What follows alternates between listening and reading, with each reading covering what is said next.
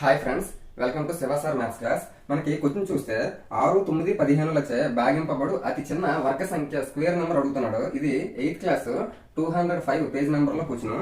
Options ఇలా ఇచ్చాడు. మనకి ఈ విధంగా అడిగేటప్పుడు ఏవైతే నెంబర్స్ ఇచ్చాడో ఆ నెంబర్స్ తాలూకా ఎల్సిఎం మనం చూడాలి. మరి ఎల్సిఎం కట్టాలంటే డైరెక్ట్ గా కూడా చేయొచ్చు. అన్నిటికంటే పెద్ద నెంబర్ ఏది 15.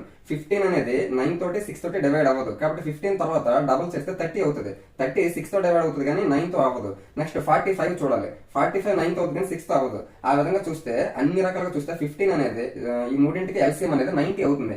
90 అయినప్పుడు 15 తోటి అవుతుంది, 9 తోటి అవుతుంది, 6 తోటి అవుతుంది. కాబట్టి ఈ మూడింటికి ఎల్సిఎం ఏంటి 90 వచ్చింది. ఆ ఎల్సిఎం ని మనం ఏం చేయాలి అంటే ప్రధాన కారణాంకాల లబ్ధం ప్రైమ్ ఫ్యాక్టరైజేషన్ చేయాలి. 2 45s, 3 15s, 3 5s. ఆ విధంగా చేస్తే 90 ఈజ్ ఈక్వల్ ఏమొచ్చింది 2 ఇంటూ 3 స్క్వేర్ ఇంటూ అంటే 3 అని 2 టైమ్స్ వచ్చింది కాబట్టి 5. ఇప్పుడు మనకి పర్ఫెక్ట్ స్క్వేర్ అవ్వాలి అంటే ఆల్రెడీ 3 అనేది స్క్వేర్ లోనే ఉంది కాబట్టి ప్రాబ్లం లేదు.